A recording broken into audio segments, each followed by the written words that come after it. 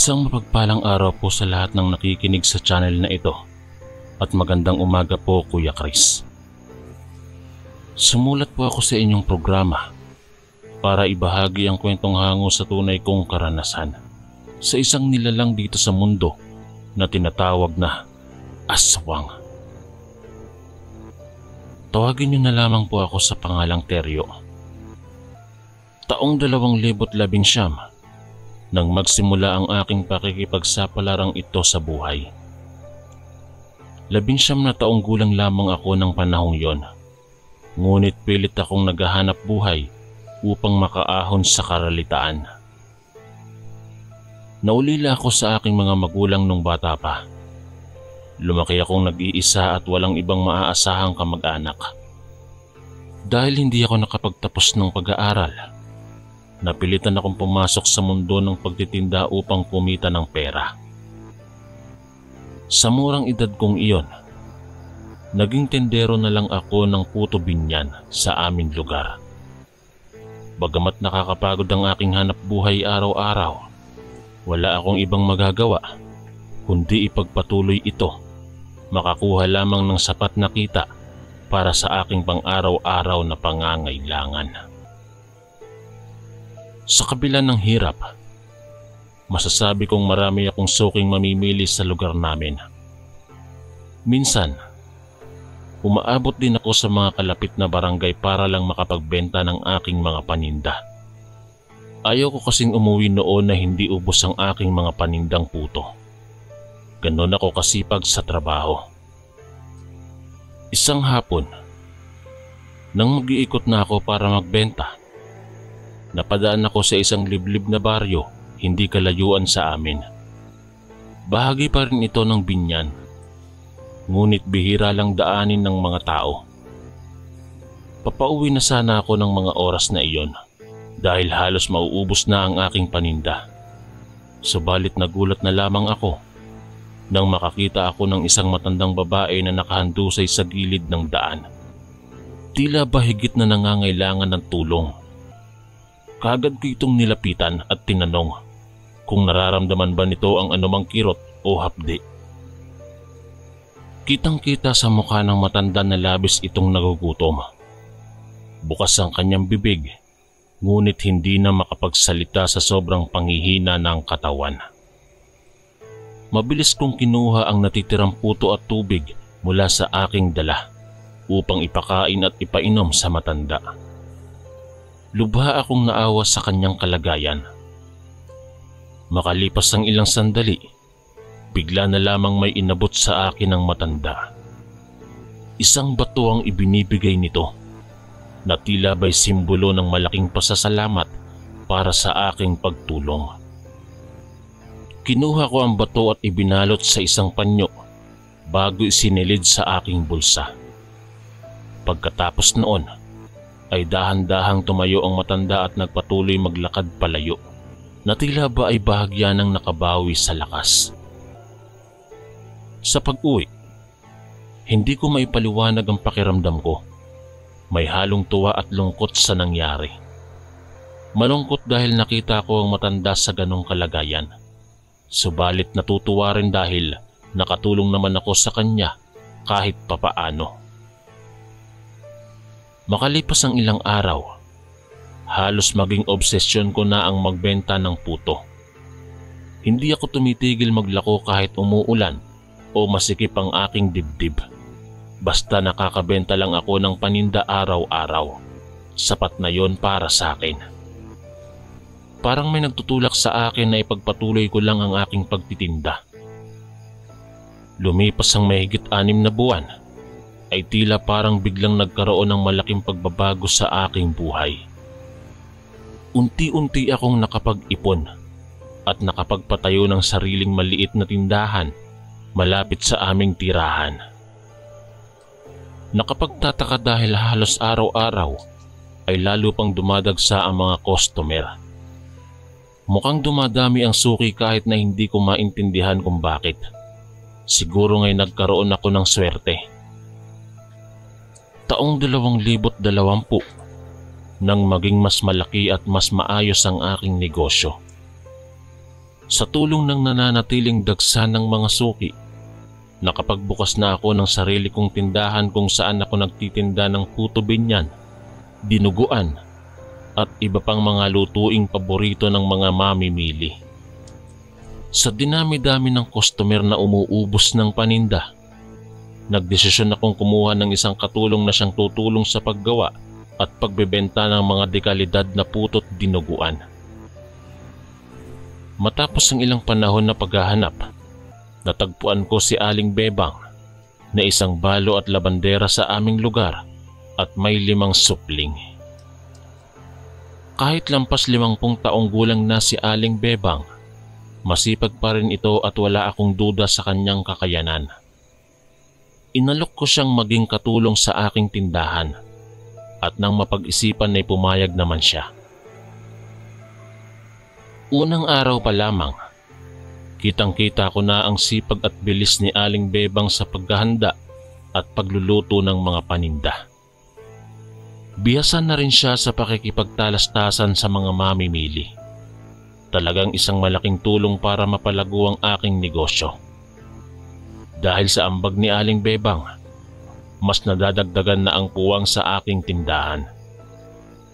Ngayon ay hindi na ako nahihirapan pa sa dami ng order at napapabilis ang pagluluto ng mas marami pang puto't dinuguan para sa unti-unting dumaraming mamimili.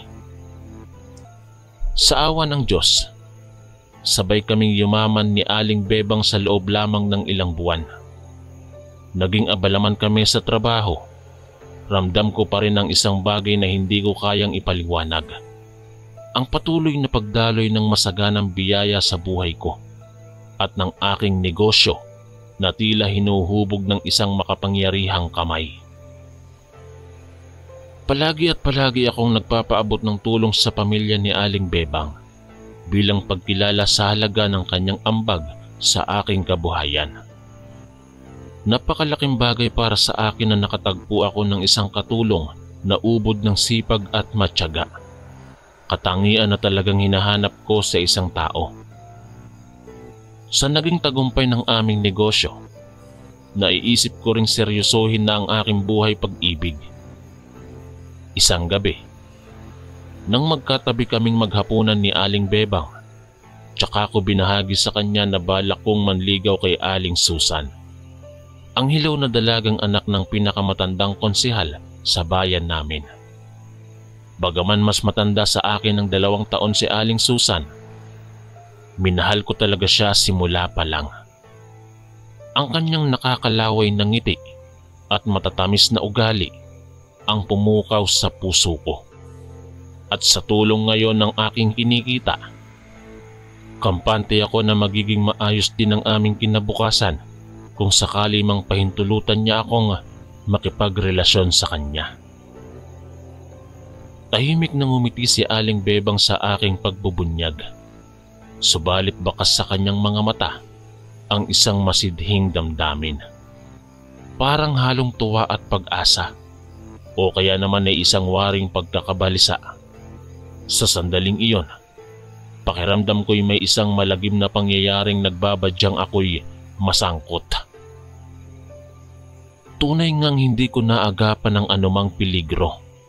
At doon magsisimula ang sanhi ng aking malubhang pagdurusa.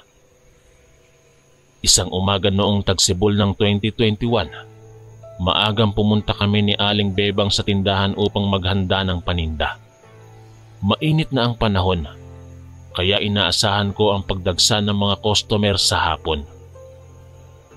Habang nag-aayos ako ng mga sangkap at kagamitan, biglang nag-alok si Aling Bebang na magluto siya ng espesyal na dinuguan bilang panibagong produkto na maaari sanang maibenta sa mga mamimili. Laking pasasalamat ko sa kanyang inisyatibo at idinagdag pa niya na pwedeng pagkakatambal sa aming tanyag na puto binyan. Makaraan ng ilang oras, amoy na amoy ko ang samot-saring mga rekado na ginamit ni Aling Bebang sa pagkakaluto ng dinuguan.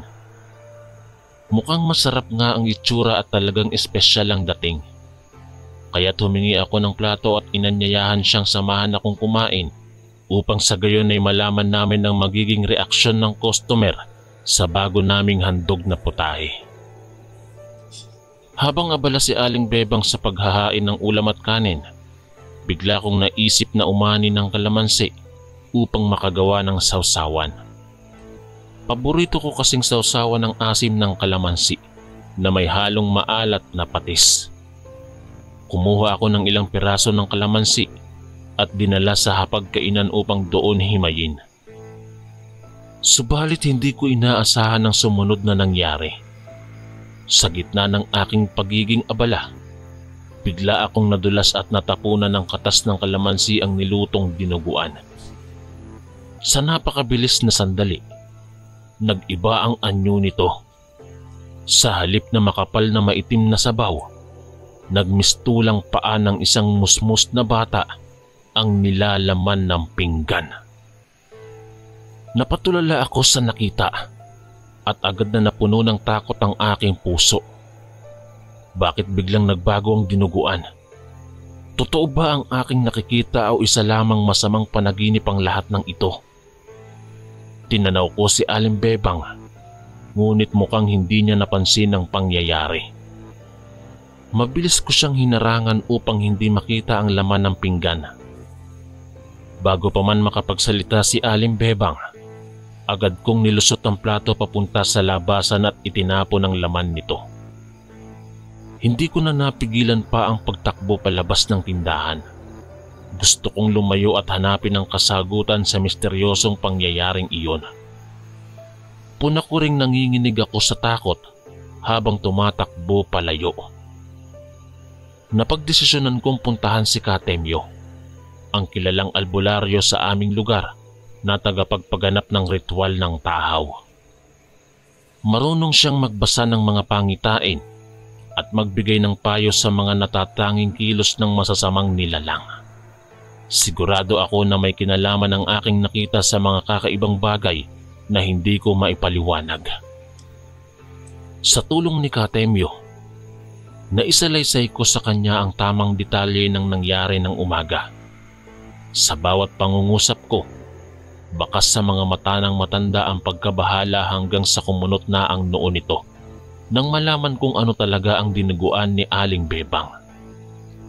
Anak, nakakalungkot man sabihin ngunit aswang si Aling Bebang. Wika ni Katemyo. Ayon sa kanyang pagtuturo, isa itong paraan ng aswang upang makapanghawa ng kanyang sumpa sa ibang tao sa pamamagitan ng pagkain sa lutong yugto o bahagi nito. Kaya naman ako ang napiling target ni Aling Bebang. Napuno ako ng pangamba sa mga salitang binitawan ni Katemyo. Paano kung tuluyan na akong mahawaan ng sumpa ni Aling Bebang? Hindi ko na nga ba ito makokontrol pa? May paraan pa kaya ako para labanan ang lahat ng ito bago tuluyang maging alipin ng masamang kapalaran? Dahil sa takot, napagdesisyonan kong manatili na lamang sa bahay ni Katemyo magdamag at hindi na munang bumalik sa aking tindahan. Ayon sa kanya, malamang nababalikan pa ako ni Aling Bebang upang tuluyang maisakatuparan niya ang kanyang masamang balakin. Habang nag-iisip ako kung paano lulutasin ang suliranin ko kay Aling Bebang, biglang nasanggi ako ni Katemyo.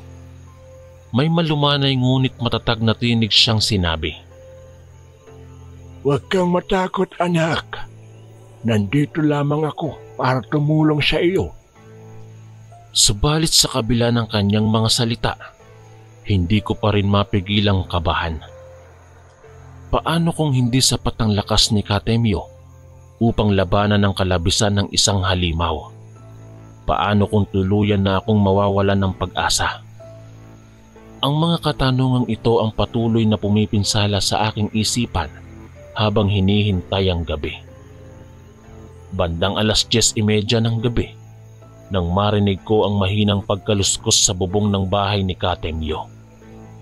Agad akong napatayo mula sa pagkakahiga at mabilis na dumiretso sa silid kung saan nagbabantay si Katemyo. Nakita ko siyang nakaupo sa hapag, umiinom ng mainit na tsaa habang nakatitig sa bintana. Tila ba inaasahan na niya ang pagdating ni Aling Bebang. Sa isang iglap, tumayo si Katemyo at kinuha ang isang nakabalot na bagay sa ilalim ng kanyang lamesa. Nag-abot din siya sa akin ng isang matulis na kutsilyo mula sa kusina. Mukhang alam na niya ang dapat gawin. Maya-maya pa ay lumabas na si Katemyo ng pintuan at pumanhik sa bubungan. Sumunod naman ako sa labas, ngunit hindi ako umakyat at sa halipay nanatiling nakatayo sa bakuran. Narinig ko ang mahihinang ungol ni Aling Bebang na tila ba'y nasasaktan habang pinagpapapalo siya ni Katemyo sa pamamagitan ng kanyang dala. Sa hindi inaasahang pagkakataon, biglang bumagsak mula sa bubong ang isang figura. Napatigil ako sa gulat nang makita kong si Aling Bebang iyon. Ngunit iba na ang kanyang anyo.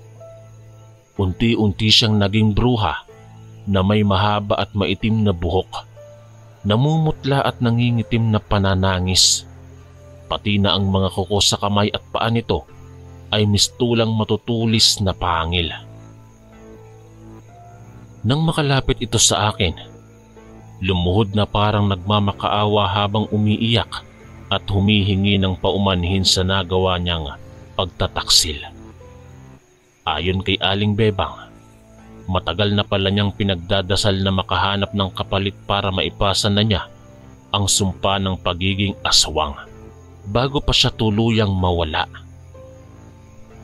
Sa awa ng Diyos, napagpasyahan kong patawarin si Aling Bebang at ipinayo ko na lamang na humanap siya ng lugar kung saan ay hindi na niya ako maaabala pa at sa kondisyon na hindi niya nasasaktan ng sinumang iba pang tao. Pumayag naman siyang tumalima sa aking mungkahi. Matapos ang nangyari, tuluyan ko nang ipinasara ang aking tindahan at ipinagbili ang lahat ng gamit doon. Napagdesisyonan kong lumipat ng tirahan at humanap ng trabaho sa Maynila. Ayaw kong manatili pa sa lugar naming iyon dahil sa baka sakaling bumalik ulit si Aling Bebang para guluhin ako. Bagamat mahirap ang desisyong iyon, wala akong magagawa kundi sundin ang tinig ng aking konsensya. Hindi ko nakakayanin pang muling makasagupa ang isang halimaw. Mas gugustuhin ko na mag-umpisang muli kaysa mamuhay sa takot at pangamba araw-araw. Kahit anong yaman o kayamanan ang maipon ko, wala iyong halaga kung hindi ko naman magagawang mabuhay ng payapa at masaya. Matapos ang mahabang paglalakbay, napadpad ako sa lungsod ng Pasig kung saan ay may lumang kaibigan akong nagtatrabaho bilang gwardiya sa isang pribadong kumpanya doon. Sa tulong ng aking kaibigan, nakahanap din ako ng mapapasukang trabaho bilang kargador sa pier na malapit lamang sa tinutuluyang apartment. Sa murang sahod na aking kinikita, nakakaya ko namang mabuhay ng simple at kontento. Sa paglipas ng panahon, natagpuan ko na rin ang babaeng nagbigay kulay at saysay sa aking buhay. Nag-umpisa kaming magkandara pa ng hindi inaasahan at sa awa ng Diyos, biniyayaan kami ng 3 masasayahing mga anak. Ngayong 15 taon na ang nakalipas mula nang makilala ko si Aling Bebang, bagamat natatakot pa rin ako sa alaala ng mga pangyayaring iyon, natutunan ko ring hindi lahat ay tungkol lamang sa swerte. May mga bagay talaga kasi tayong hindi kayang pangibabawan. Kung nagpatuloy lamang ako noon sa paghahangad ng kayamanan mula sa swerte, malamang na mas lalong nagdilim ang aking pag-iisip.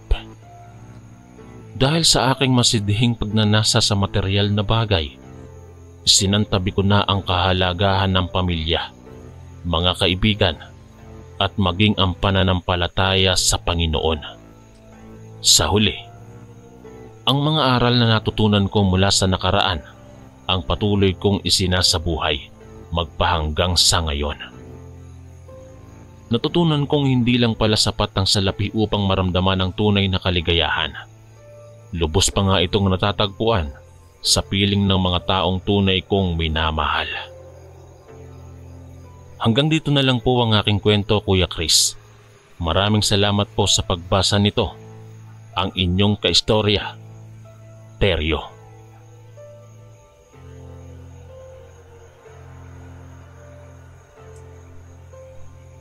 Mapagpalang araw po, Kuya Chris, at sa lahat ng inyong tagapakinig.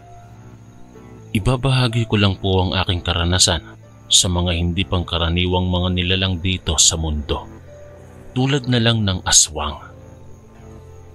Nangyari ito noong ako'y binata pa lang sa aming lugar. Matagal ng panahon ang nakalilipas. Ako si Nilo, isang katamtamang binata ng aming baryo noon sa Negros Occidental. Maaga kong natutunan noon ang tradisyon ng tagay sa aking amang si Fernando. Madalas kasi siyang umuuwi ng may tama ng alak sa hapon, habang sinasalaysay niya ang kanyang mga nasaksihan sa kanilang regular na pag-iinuman ng mga magsasaka. Kung minsan, kapag napupuno ang kopa, ay ako na ang tumatagay para sa kanya. Masaya at katuwaan ang inuman para sa akin noon. Isang paraan upang mapalapit at makisama sa mga nakatatanda. Isang gabi, matapos uminom ng ilang tagay, nagkwento ang aking ama tungkol sa isang baryo na may kabundukan, kung saan nakatira daw ang ilang pamilyang aswang. Ayon sa kanya, sa tuwing may bagong salta sa kanilang lugar, ipinagluluto nila ito bilang handa sa kanilang mga bisita nang walang kalaban-laban ang naturang bisita sa kanilang mga panggigilit at pagsaksak ng tinidor at kutsara. Napapaisip akong hindi naman lahat ng mga mag-anak sa baryo na yon ay aswang. Gayunpaman, ay nag-iingat kami ng aking mga magulang sa tuwing mayroong imbitasyong pumunta roon. Bawal daw kaming tatanggap ng anumang pagkain mula sa baryong yon dahil maaaring may lamang-lamang loob ng tao. Isang araw, dumaan sa tapat ng aming bahay si Warren, isang kabataang nag-aaral din katulad ko sa kabilang bayan. Ito rin ang aking kaibigan sa klase. "Kumusta, paring Nilo? Gusto mo bang sumabay sa akin mamayang hapon? Iimbitahan daw ako ng kaibigan kong si Jet sa kabilang baryo para makisalo sa kaarawan ng kapatid niya. Maraming pagkain at inuman daw doon," sabi niya sa akin habang nakangiti. Oo nga, maraming pagkain at inuman sa baryong yon. Subalit alam mo bang, pinaghihinalaang marami ring pamilyang aswang doon. Sagot ko sa kanya. Natawa si Warren sa mga ipinagsasabi ko. "Sus, Nilo, naniniwala ka naman sa ganyang katang isip. Kasama mo naman ako. Wala kang dapat ikatakot." Giit niya. Napaisip ako. Oo nga naman. Tama si Warren. Pwede kaming mag-ingat at magbantay sa isa't isa kung sakaling magkaroon ng hindi magandang pangyayari. Bukod pa roon, napakatagal ko nang hindi nakakalabas sa aming baryo. Maaari itong maging pagkakataon para makita ko rin ang buhay sa mga karatig bayan. Subalit bago pumayag, naisip kong humingi muna ng pahintulot sa aking mga magulang, si Tatay Fernando at si Nanay Rosa.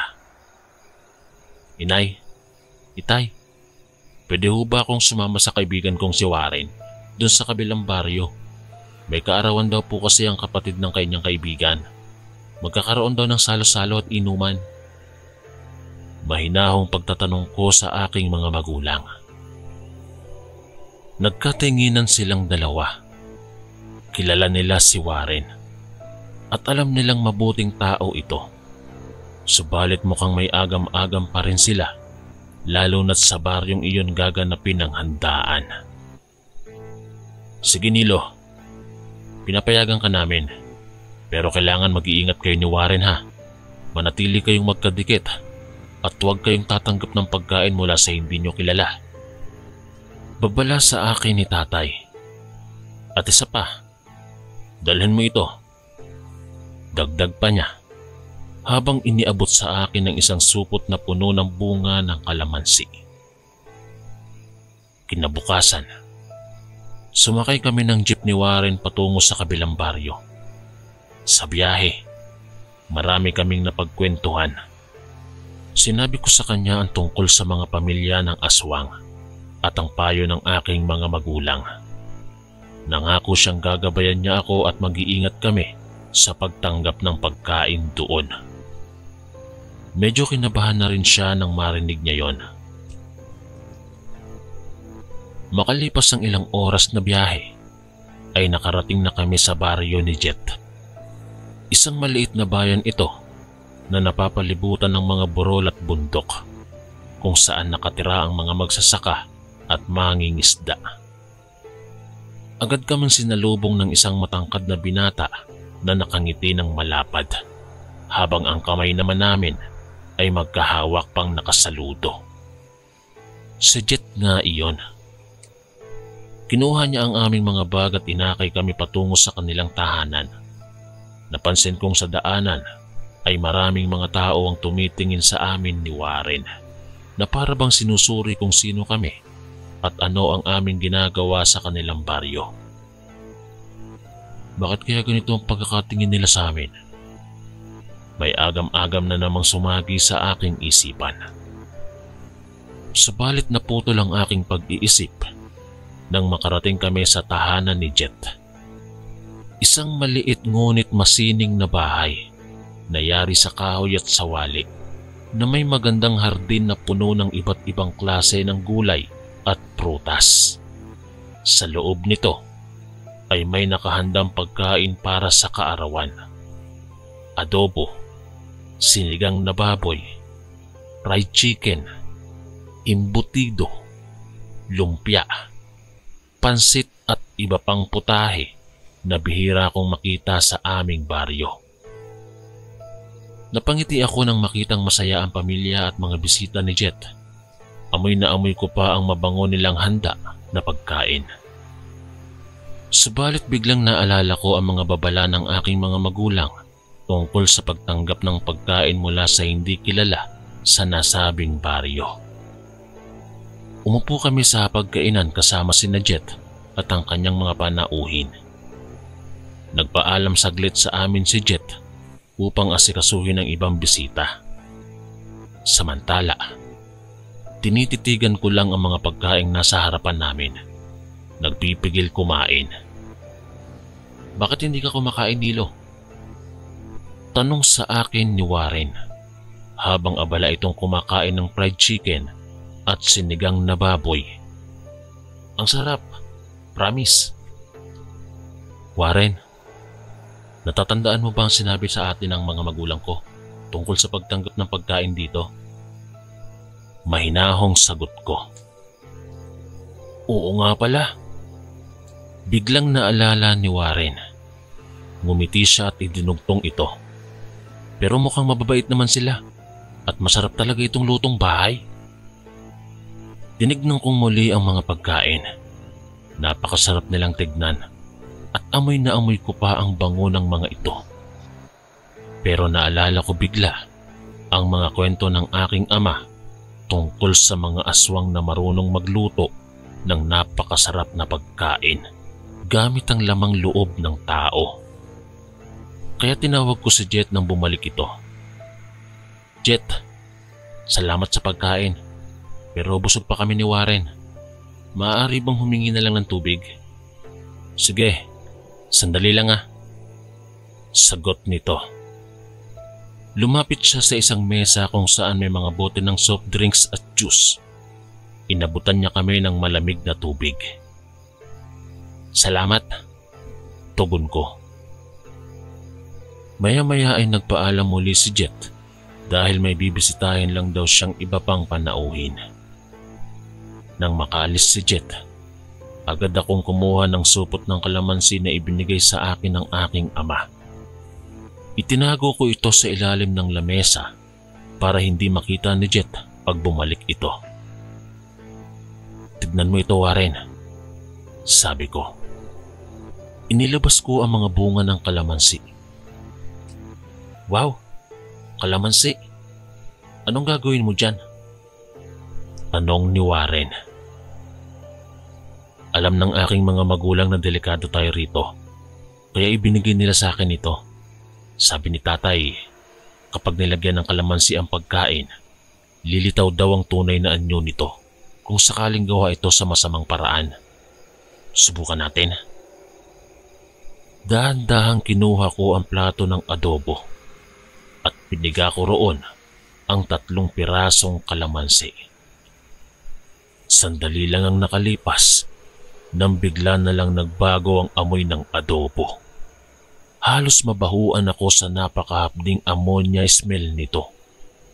Napahawak ako sa aking ilong at naduwal sa baho.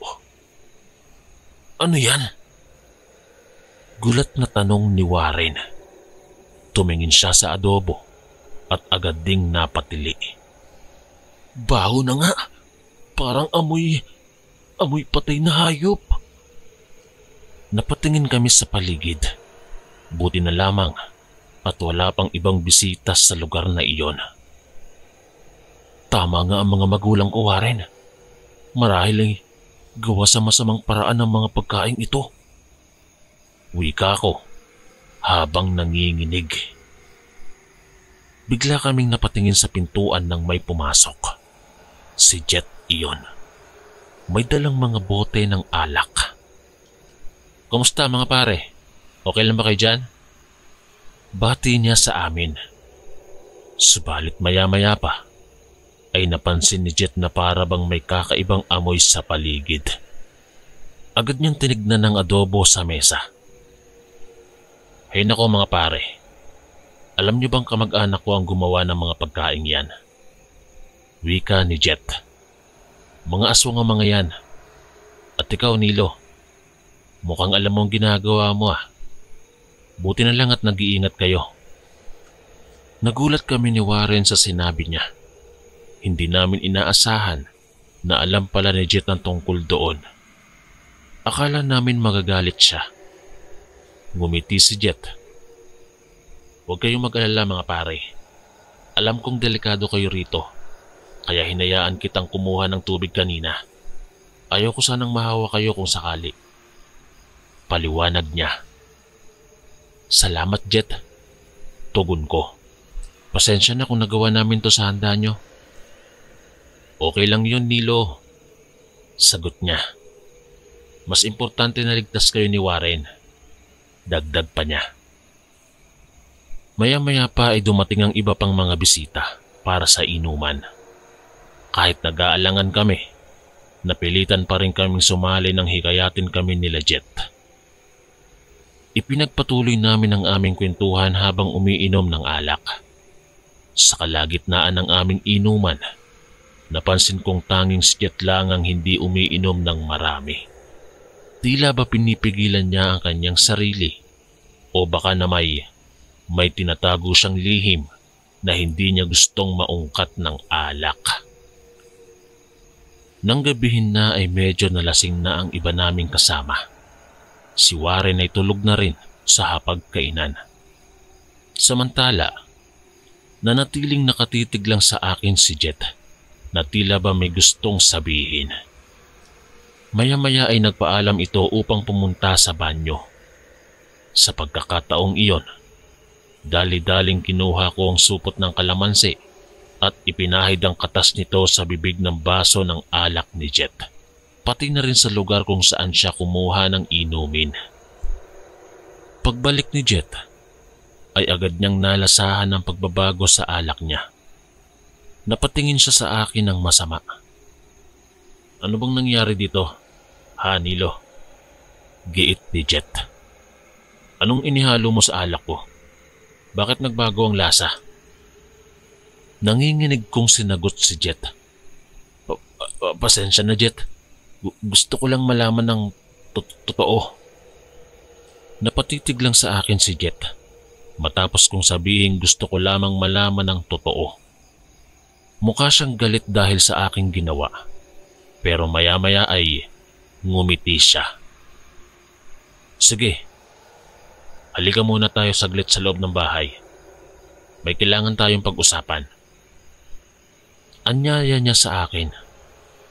Napatingin ako kay Warren na tulog pa rin, bunsod ng kalasingan. Pero sumunod na rin ako kay Jet papunta sa kanilang tahanan. Nang makapasok kami sa loob, ay dumiretso si Jet sa kusina. Inalok niya ako ng tubig at umupo kami sa lamesa para makapag-usap. Alam mo, Nilo, hindi na dapat kita sisisihin pa. Ginawa mo lang naman ang nararapat bilang proteksyon sa inyong dalawa ni Warren, sabi ni Jet. Pero sana naintindihan mo rin na hindi lahat ng tao rito ay masama. Marami ring mabubuting pamilya sa amin, maliban lang talaga sa ilan. Tumango ako bilang pagpayag. Oo Jet, pasensya na talaga kung nagkamali man ako ng akala. Natatakot lang talaga kami dahil sa mga narinig namin tungkol dito. Ngumiti si Jet sabay sabi ng, wala yon. At least alam kong ligtas kayo. Pero sa susunod, kung bibisita ulit kayo rito, sabihan niyo lang ako ha, para masiguro ko na kayo ay aalagaan ng mabuti. Salamat Jet. Hindi namin makakalimutan ng ginawa mo. Tugon ko. Sandali kaming nanahimik hanggang sa muling magsalita si Jet. Alam mo, nung una ay nagulat din ako nang malaman kong naniniwala pala kayo sa mga aswang. Kwento niya. Akala ko noon ay isa lang silang kathang isip. Pero noong tumanda na ako at nakita ko na mismo ang kanilang mga gawi, napatunayan ko na totoo nga sila. Talaga Jet? Gulat kong tanong.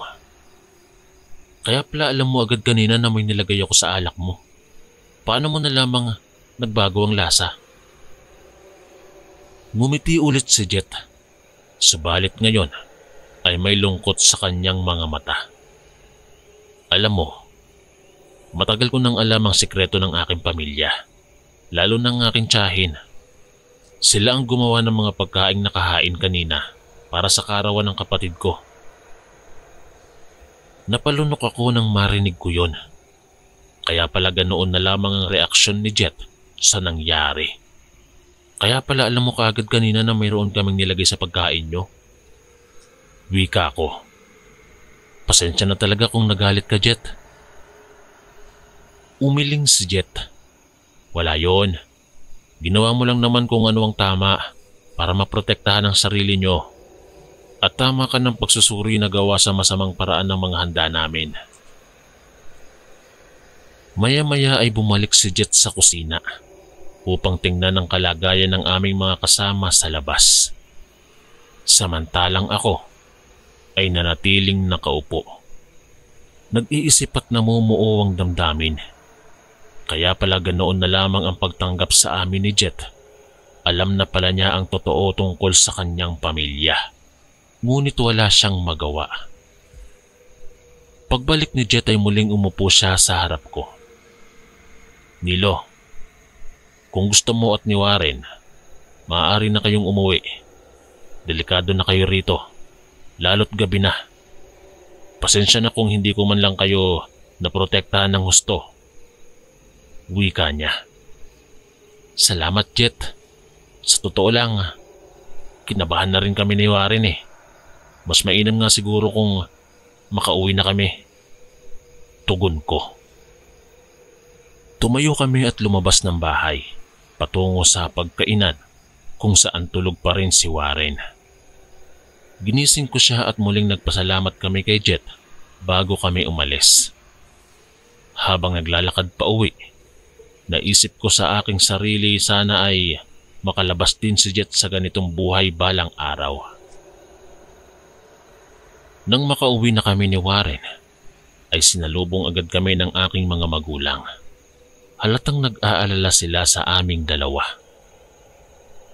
Nilo, Warren, buti nakauwi na kayo. Kamusta ang biyahe nyo? May nangyari ba? Sunod-sunod na tanong sa amin ni nanay. Okay lang po kami, nanay. Walang nangyaring masama. Tugon ko upang hindi sila mag-alala. Subalit sa aking isipan ay iba. Dahil marami nga kaming napagdaanan ni Warren doon. Salamat po sa pagpayag niyo na makasama ko si Nilo. Iningatan ko po siya. Dagdag pa ni Warren. Warren, mukhang pagod na pagod kayo. Gusto niyo bang kumain muna ng hapunan? Alok sa amin ni tatay. Sige po, salamat. Masayang tugon namin. Talaga kasing nagugutom na rin kami dahil buong magdamag na walang laman ang aming sikmura. Habang kumakain, ay nilapitan ako ni nanay. Anak, pasensya na kung pinayagan ka namin ni tatay na pumunta doon. Alam kong delikado pero naisip namin na matuto ka ring makisalamuha sa iba. Wika niya. Opo, inay.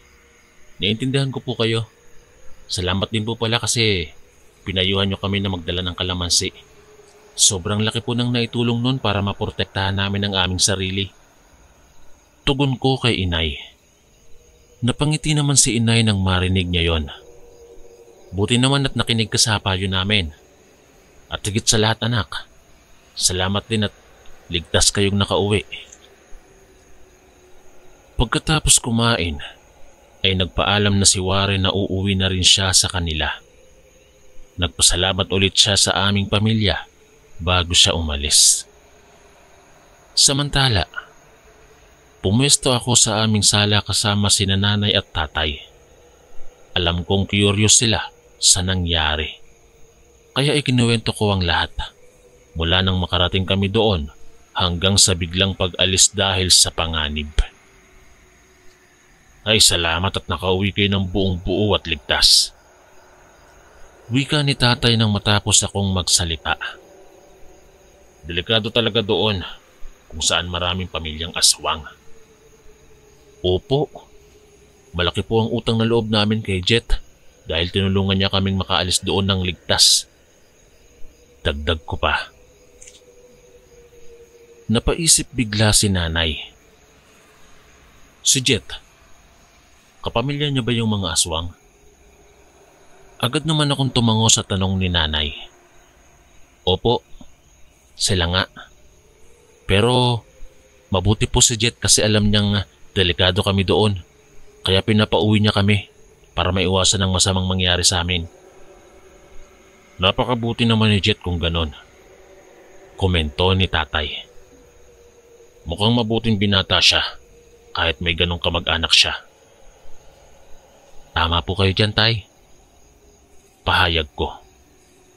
Sana po ay makaalis na rin siya sa pamumuhay na iyon balang araw. Maya-maya pa ay nagdesisyon kaming pumunta sa simbahan kinabukasan upang magpasalamat sa poong may kapal sa aming ligtas na pag-uwi. Habang naghahanda na kaming matulog, hindi pa rin maalis sa aking isipan ng mga pangyayari sa baryo nila Jet. Subalit sa kabila ng lahat, natutunan ko ang napakahalagang aral na huwag agad husgahan ang isang tao batay lamang sa kanyang pinagmulan. Si Jet ang isang halimbawa ng isang mabuting tao kahit marami siyang kamag-anak na masasamang nilalang. Kinabukasan, tama nga ang sinabi namin ng aking mga magulang na pupunta kaming mag-anak sa simbahan upang magpasalamat. Masaya akong nakasama sila sa pagdalo ng misa. Habang nakikinig ng sermon ng pari, paulit-ulit kong sinasabi sa aking sarili na sobrang swerte ko sa buhay dahil ligtas kaming nakauwi mula sa mapanganib na biyahe. Pagkatapos ng misa, ay dumiretso kami sa sementeryo malapit sa simbahan. Gusto kong bisitahin ang puntod ng aking lolo na namatay noong nakaraang taon lamang. Nang makarating doon, nag-alay kami ng bulaklak at nagdasal para sa kanyang kaluluwa. Habang nakatayo doon, biglang may tumawag sa pangalan ko. "Nilo, kamusta?" Bati sa akin ng isang pamilyar na boses. Napalingon ako at nakitang papalapit si Warren kasama ang kanyang mga magulang. Kumuha din sila ng mga bulaklak upang ipagdasal ang kaluluwa ng kanilang mga yumaong mahal sa buhay. "Kumusta kayo? Buti nakauwi kayo ng ligtas kahapon." Bati sa amin ni Aling Linda, ang ina ni Warren. "Opo, salamat po. Swerte naming nakauwi ng buong buo." Tugon ko. "Ingat lagi ha. Delikado talaga ang mga lugar na maraming aswang." Dugtong nababala ni Mang Joey, ang ama ni Warren. Pagkatapos magdasal ay sabay-sabay kaming nagtungo sa labas ng sementeryo. Napagdesisyonan naming sabay na ring kumain ng agahan sa bayan. Habang kumakain, ikinuwento ulit namin ang nangyari kina Warren.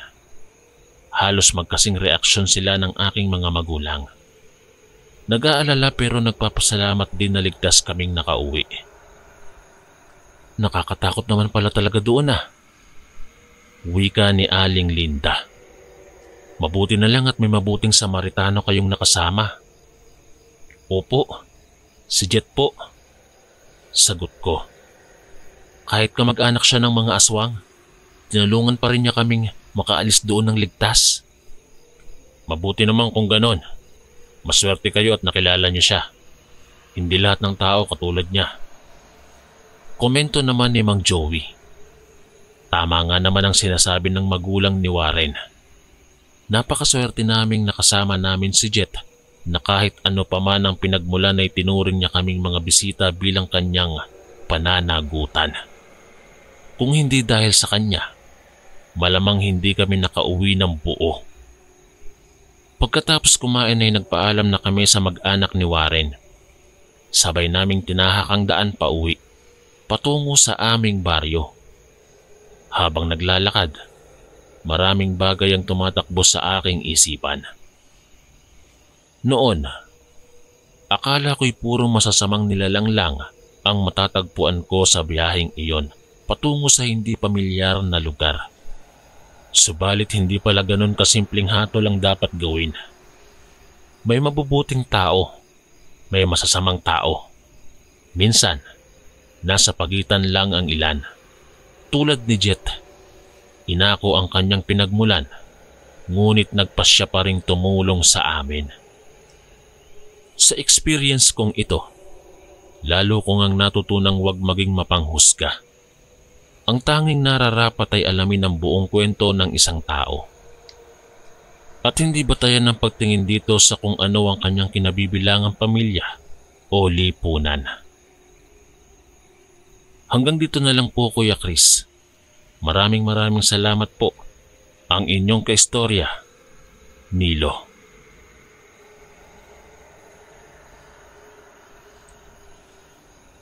Ngayong araw ng linggo, dumulog muli ang alaala ng nakaraan. Habang nakaupo ako sa salas at iniisip ang mga nangyari ilang dekada na ang nakakaraan, muli kong binuksan ng kahon ng aking mga alaala. Naisip ko, sana'y masaya ako sa pagbalik tanaw sa aking nakaraan. Ngunit alam kong hindi ito maaaring mangyari. Isang mapagpalang araw po, Kuya Chris. Tawagin niyo na lamang po ako sa pangalang Lola Sepin. Ibabahagi ko lamang po ang aking kwento at tunay na karanasan noong ako ay nasa kabataan pa lamang. Taong 1960 nang una kong makilala si Malia. Kabataan ko noon. Punong-puno ng mga pangarap at pag-asa. Sa aking murang isip, wala akong inaalalang masama sa mundo. Ngunit nagbago ang lahat nang makilala ko siya. Nauna niyang pinakilala ang kanyang sarili. Matalino at maganda si Malia. Bihirang makita ang mga katulad niya sa aming maliit na pook. Nakipagkaibigan ako at walang pag-aalinlangang ibinahagi ko ang tungkol sa akin. Akala ko'y nahanap ko ang isang tunay na kaibigan na magpapasaya sa akin. Subalit maling-mali ako. Sa hindi ko maipaliwanag na dahilan, may nakapagtataka sa kanya. Hindi katulad ng iba, parang may bahid ng dilim ang kanyang mga mata. At sa tuwing siya'y ngingiti, may taglay na misteryo. Subalit bilang isang musmus noon, hindi ko binigyan ng pansin ang aking nararamdaman. Patuloy lang akong nagiging masaya sa tuwing magkasama kami. Wala akong alam na ang lahat ng iyon ay magbabago. Sabado ng umaga nang bigla siyang dumating sa bahay namin. Alam niyang mahigpit ang aking ama, kaya naman nagulat ako nang makitang naroon siya. Binati niya ako ng matamis, ngunit nakita kong may lihim siyang nais sabihin. Ibinalita ni Malia na kaarawan ng kanyang ina. Nais daw niya akong imbitahan sa kanila at gusto raw akong makilala ng kanyang pamilya. Hindi ko maipaliwanag ang nararamdaman ko noon. Sa isang banda, natuwa akong maging bahagi ng okasyon. Subalit sa kabila nito, may bahid na takot. Pilit kong tinanggihan ang paanyaya dahil alam kong hindi ako papayagan ng aking ama. Subalit pilit niya akong hinikayat. Hanggang sa pumayag na akong sumama. Kailangan ko lamang ng pahintulot mula sa aking magulang. Sa halip na pagbawalan, nagbigay ng kondisyon ng aking ama. Papayagan lamang niya akong sumama kung magdadala ako ng kalamansi bilang pananggalang laban sa anumang kapahamakan. Nooy hindi ko maintindihan kung bakit ko kailangan ng gayong bagay. Subalit tumango na lamang ako at pumayag sa kanyang kondisyon. Lumakad na kami ni Malia patungo sa kanilang tahanan. Sa daan papunta roon, pakiramdam ko'y may sumusunod sa amin. Nakatitig ang mga mata ng mga tao na para bang may banta sa aming dalawa. Ngunit pinawi ni Malia ang aking mga alalahanin at sinabing wag ko silang pansinin. Patuloy lang daw kami sa aming paglalakad. Matapos ang ilang sandali, nakarating na kami sa kanilang tahanan. Ito'y nasa dulo ng aming baryo, malayo sa ibang bahay. Sa labas, may mga bagay na nakasabit ngunit hindi ko mawari kung ano yon. Pumasok kami sa loob ng bahay at doon ko unang naramdaman ang pangamba. Isang mamantika at mabahong amoy ang sumalubong sa aking ilong na para bang may nabubulok na karne sa loob. Nilabanan ko ang pagkahilo at ipinagpatuloy ang pagpasok. Doon ko unang nakita ang ina ni Malia. May malalim at mapanghusgang titig na para bang sinusuri ang bawat galaw ko. Kinabahan ako ngunit pinilit kong ngumiti. Ipinakilala ni Malia ang kanyang ina at nagmano ako ng maayos. Inutusan kami nitong pumunta na sa kusina at doon maghintay habang hinahanda ang pagkain. Umalis siya sandali at naiwan kaming dalawa ni Malia. Nag-usap kami habang naghihintay ngunit pakiramdam ko'y may mali. Naamoy kong muli ang mabahong amoy na tila nanggagaling sa kusina. Bumalik si Malia at dinala ako roon upang kumain. Habang papalapit kami, lalong tumitindi ang amoy na para bang may bulok na karne. Nilapitan ko ang mesa at doon ko nakita ang pinggan ng pagkain para sa akin. Napansin kong kulay itim at may plema ito na para bang nilalangaw na. Sumilip ako sa paligid at nakita ko ang maraming uod na gumagapang sa sahig. Napuno ako ng takot ngunit pilit kong nilunok ang nerbiyos. Iniisip ko kung paano ko maaaring gamitin ang dalang kalamansi upang protektahan ang aking sarili. Sa wakas, dumating ang pagkakataong mag-isa ako sandali sa kusina. Kinuha ko ang kalamansi at dahan-dahang hiniwa gamit ang kanilang kutsilyo. Isinama ko ito sa aking pinggan at hinihintay kong magbago ng anyo ito. Makalipas ang ilang saglit, unti-unting bumula ang pagkain. Lumabas mula rito ang isang daliri ng tao. Napasigaw ako sa takot at halos mahulog ang pinggan.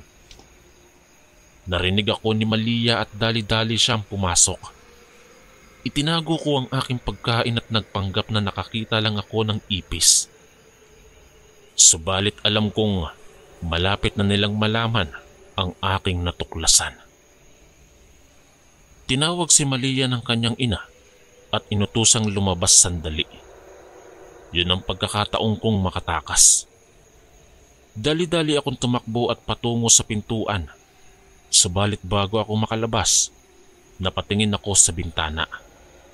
Doon ko nakita na ang mga nakasabit sa labas pala ay mga lamang loob ng tao. Naroon ang mga bituka, atay, baga, puso, utak at iba pang lamang loob na nakakalat doon. Sa takot ko, tumakbo na lamang ako palabas ng bahay nang hindi na lumilingon pa. Kasabay ng aking mabilis na pagtakbo, narinig ko ang malakas na pag-iyakan mula sa loob ng kanilang bahay. Sigaw ng galit, iyak ng pagkalito, lahat iyon ay naghalo-halo. Ngunit hindi ko na pinansin pa at patuloy lang sa aking pagtakbo palayo mula sa mapanganib na lugar na yon. Nakasakay ako sa unahang dumaang tricycle at kaagad na umuwi. Sa bahay, hinamon ako ng tanong ng aking ama. Iniwan ko siyang naiinis sa akin. Ngunit mas pipiliin ko na iyon kaysa bumalik sa tahanan nila Malia. Matapos ang halos 70 taon, muli kong binuksan ang aking nakaraan. Kahit gusto kong kalimutan ang lahat ng yon, hindi ko makaya. Tanging ang panahon na lang ang makakapagpalungkot sa aking mga alaala. Kagabi, muling bumalik ang mga alaala. Sa panaginip ay nakita kong muli ang dilim ng gabi at ang malalim na kalawang ng mga mata ni Malia. Alam kong hindi ito panaginip lamang. Isa itong pagbabalik ng nakaraan. Naalala kong muli ang takot at pagkabigla ng gabing yon. Ang gabing sinubukang kainin ng mga halimaw. Magdamag na kaming nagdidiwang sa bahay ni Malia. Habang tumatagal ang gabi, lalong nagbabago ang anyo ng kanyang ina. Sa ilalim ng liwanag ng buwan, nakita kong unti-unting lumitaw ang matatalim niyang ngipin. Napakaitim at makakapal na buhok nitong para na bang balahibo. Habang ako'y naguguluhan, waring wala itong nakikitang kakaiba sa sarili. Tumingin sa akin si Malia sabay ngisi. Sa dilim, nakita ko ang kanyang mga mata na para bang nagliliyab. Ipinikit at binuksan ko ang aking mga mata. Subalit pareho pa rin ang tumambad sa paningin ko. Ang kaibigan ko ay nag-iiba na at sa loob-looban ko'y alam kong hindi na sila tao. Sepin, bakit ka natutuliro dyan? Halika't kumain na tayo. Ang sasarap ng niluto ng nanay ko. Anito sa akin habang ngumingisi ng pahamak. Sa tono lamang niya ay alam kong may lihim siyang balak sa akin. Tumayo na ang kanyang ina at pumunta sa kusina. Sumunod kami ni Malia. Pagpasok ay muling sumalubong ang mabahong amoy na para bang may nabubulok na lamang loob. Naku, Sepin, sorry sa baho Nagluluto kasi si nanay sabi ni Malia habang nakangiti. Sa lamesa, ilang pinggan lamang ang nilatag. Kitang-kita ko ang itim na nilalangaw na pagkain. Sa gilid ng mesa, may malaki ring lalagyan na puno ng uod at manggots. Sinubukan kong maging masaya at kalimutan ang aking ligalig. Subalit hindi ko mapigilang mangilabot sa bahay nila. Sa sulok ng kusina ay nakatambak ang mga butot balat ng patay na hayop. May mga nakabitin ding mga lamang loob sa may dingding at pati na rin sa kisame. mga atay, baga, bituka, puso't utak na nakaarangkada at nakakalat. Lahat ay may bahid ng apoy at pasok. Sa pagkabigla ko, napatingin ako kay Malia. Tumatawa lamang ito habang naghahain ng pagkain. Aba Sepin, bakit natutulala ka dyan? Halika na't bulalasin mo na ang lahat. Masarap to. Huwag ka nang mahiya. Anito sa akin habang nakangiti. Sa diwa ko ay puno ng gulat at takot. Hindi ko alam ang isasagot. Maya-maya pa, inalok ako ng inumin ng kanyang ina. Kumunot ang noo nito at may ngiting nakakatakot. Malamig ang tingin nito sa akin at tila ba may panghihinayang. Uminom ka muna bago kumain.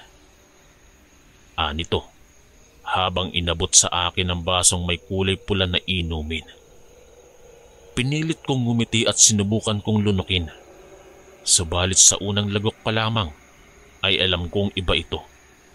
Ang matamis at alat na lasa ay halos katulad ng dugo. Napuno ng takot ang aking dibdib habang tumatagal ang gabi.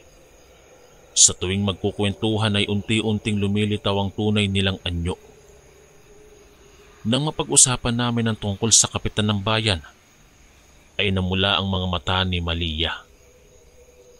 Ang kanyang boses ay napalitan ng malalim na pangangalit. Tila ba ay nangangalit ito dahil sa pag-uusig ng kapitan sa kanila bilang bagong dating. Habang nagkukwentuhan ay paminsan-minsan ay may tumatalsik na plema mula sa bibig niya. Sa tuwing ikinikwento naman ng kanyang ina ang tungkol sa masasarap na ulam, noong nakaraan ay nangingiti ito ng nakakatakot. May malalim at mapupulang marka sa gilid ng kanyang mga labi na tila mga natutuyong talsik ng dugo. Patuloy kong pinipilit ang ngiti. Ngunit ang takot sa aking kalooban ay patuloy na dumadaguntong. Lalo akong kinabahan nang biglang mag-aya si Malia na pumunta kami sa karinderya sa labas ng bayan. Para daw mas makapag-usap kami ng maluwag. Wala akong nagawa kundi pumayag at sumama. Sa buong biyahe, natutulala ang aking mga mata. Humihiling na may makasalubong kaming sinuman, subalit ni isa ay wala. Nakaramdam ako ng pag-asa nang makita ang ilaw mula sa karinderya. Subalit natunaw iyon nang makita kong tanging kami lang ang naroon. Wala man lang palang open na karinderya. Tanong ko kay Malia habang kumakabog ang puso ko. Oo nga eh. Halika, may iba pa tayong pupuntahan. Kumindat ito sa akin at biglang hinawakan ng aking kamay. Tinignan niya ako ng mataman. Nakangiti na halatang may tinatagong balak sa isipan. Dahil sa takot ay hindi na ako makapag-isip ng maayos. Anong nangyayari? Ano ang balak nito sa akin? Marahil ay hindi na ako makakauwi pa. Napakabilis ng mga pangyayari. Isa-isang bumalik sa alaala ko ang mga detalye ng gabi ring yon.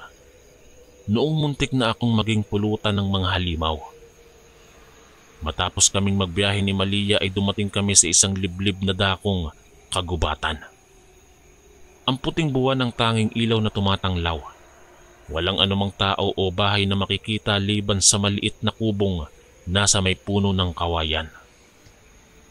Halika Sepin, sa loob tayo ng kubo para hindi tayo papakin ng lamok. Wika ni Malia habang hawak ang aking kamay. Bakit kailangan pa natin pumunta rito? Hindi ba't dapat sa may karinderya? Kahit saan ba? Basta't may tao. Tugon ko na halatang nangangamba. Huwag kang mag-alala, hindi kita sasaktan. Ngiti nito sa akin. Ngunit hindi ako mapalagay sa kanyang salita. Patuloy ang mabilis na tibok ng aking puso. Tila ba ay sasabog na sa sobrang takot. Pagpasok sa kubo, nakakita ako ng mas nagpakaba sa akin. Tanging ilaw na lamang ng buwan ang sumisilip sa maliit na bintana. Pilit kong pinapayapa ang aking sarili. Subalit sadyang mapanglaw at madilim ang loob ng kubo. Puno ito ng mga bangkay ng mga hayop. Sorry ha, medyo hindi pa nalilinis tong lugar na to. Wika ni Malia habang inililipat ang ilang bangkay papalayo sa akin. Nandito kasi ako minsan. Nagpapahinga ako rito pagkatapos kumain. Sa pagkabigla ko, ay hindi ko na napigilan ang panginginig ng katawan ko. Bigla na lamang akong natakot. Nanghina at nanginig sa takot. Bakit kailangan pa naming pumunta rito? Ilang minuto na ba ang nakakalipas mula noong huling nakita ko ang sinag ng araw? Gaano katagal bago ako tuluyang mawala? Nang makita ni Malia na takot ako ay agad niyang hinawakan ng aking balikat. Huwag kang matakot ha. Wala kang dapat ikatakot dito sa tabi ko. Subalit wala na akong narinig. Sa sobrang takot ay tanging ang malakas na kabog ng dibdib ko na lamang ang pumupuno sa aking pandinig. Hindi ko napigilan ng luha ko. Lumuhod ako at nagsimulang humagulgol. Kuya, patawarin mo ako. Patawarin mo ako sa hindi pagsunod. Kuya, gusto ko na umuwi, kuya. Wika ko na tila bata muling humihingi ng tulong. Nang marinig ni Malia ang pagsamo ko, ay unti-unting nagbago ang anyo nito. Lumitaw ang mahahaba nitong ngipin, kasabay ng matatalim na kuko. Mukhang gutom na si Sepi na. Mukhang masarap. Tila ba ay nawala na ang anumang bahagi ng kasaysayan ng naging pagkakaibigan namin. Tanging ang kalupitan at kagutuman ang nangibabaw sa mga mata ni Malia. Tila wala nang anumang pakiramdam na habag o pagsisisi sa kanyang mga kilos. Pinahiga niya ako sa sahig at inangkin ang kanyang huling pamamaalam. Salamat sa lahat, Sepin. Masarap ka pa sa kaibigan. Kuya, tulungan mo ako. Pagmamakaawa ko sa gitna ng mga hikbi, kahit na alam kong walang tumutugon. Ginawa ko ang lahat upang mailigtas ang aking kaluluwa. Subalit bakit ganito kadali para sa kanya? Dati kong pinagkakatiwalaan at inaasahang kaibigan si Malia. Pero sa puntong ito, ako na ang susunod na kakatayin at susunugin. Walang anumang bakas na pagsisisi sa kanyang muka. Wala na ngang kaibigan. Wala na ring awa at habag. Nanatiling kalmado ang mukha ni Malia habang sinasarahan ng mga pinto upang hindi ako makatakas. Huwag kang mag-alala. Mababaw lang ito. Hindi mo mararamdaman. Anito habang hinahawakan ng dahan-dahan ng aking liig. Wala na akong ginawa kundi ang manalangin. Habang unti-unting dumidilim ang paningin ko, sa isip ko'y napapatanong, bakit kailangang humantong sa ganito? Gaano karaming tao na ang biktima ng mga halimaw na ito? Magiging katapusan ko na ba ang gabing ito? Narito na ba ang panahon ng aking huling hantungan? Sa gitna ng mga katanungang iyon, isang bagay lamang ang alam kong totoo. Hindi ako handang sumakabilang buhay. Hindi sa ganitong paraan. Muli kong naiisip ang gabing yon. Ang gabing akala ko'y magiging huling sandali ko sa mundo. Naaalala ko ang bawat detalye. Ang matatalim na mga pangil ni Malia, ang mabahong amoy ng dugo, at ang lamig ng sahig habang hawak niya ang aking liig.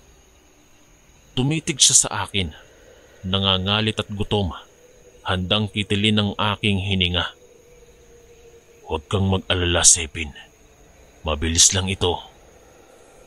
Bulong nito sa akin. Sa pagitan ng malalim na hininga at mabilis na tibok ng puso ko, isang bagay lamang ang tumatakbo sa isip ko. Kailangan kong makatakas o mamamatay ako. Gamit ang natitirang lakas, pilit kong inalis ang kamay ni Malia sa leeg ko.